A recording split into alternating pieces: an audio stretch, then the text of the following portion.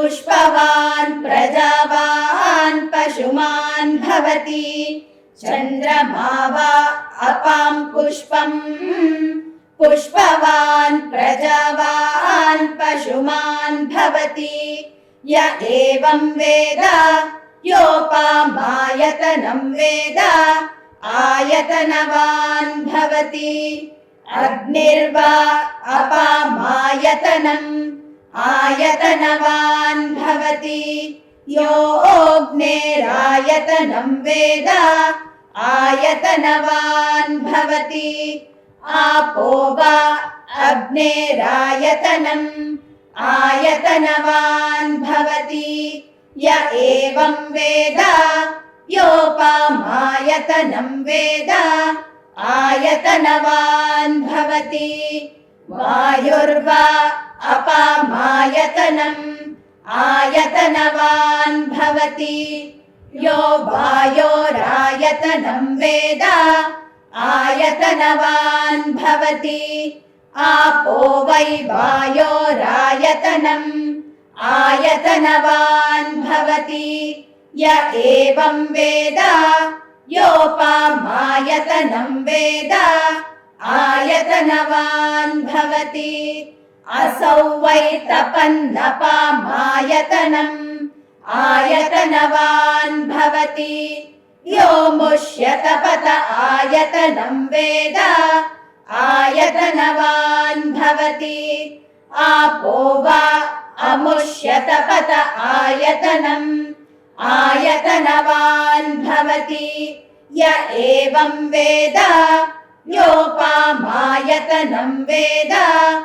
आयतनवान् भवति चन्द्रमा वा अपामायतनम्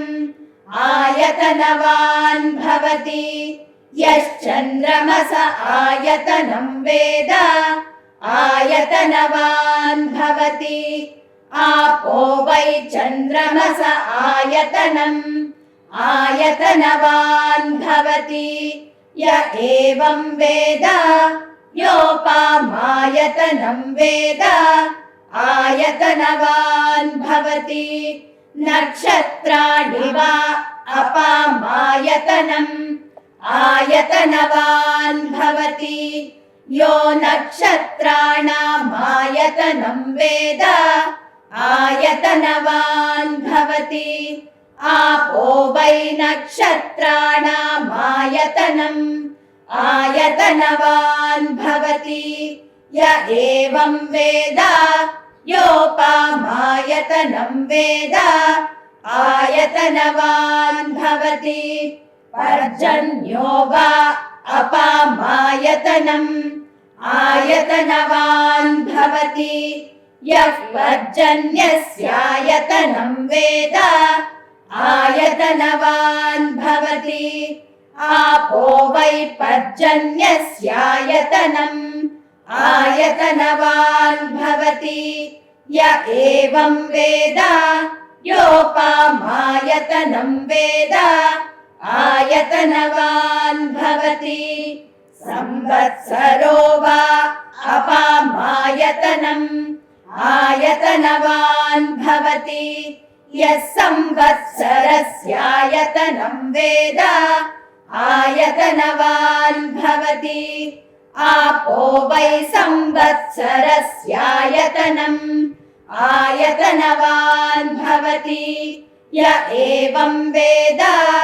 योऽप्सुनावं प्रतिष्ठितां वेद प्रत्येव तिष्ठति राजाधिराजाय प्रसह्य साहिने नमो वयं वै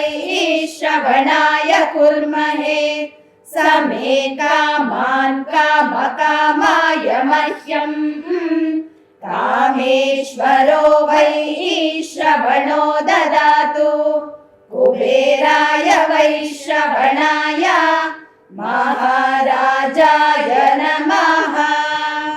ॐ शान्ति शान्ति शान्तिः।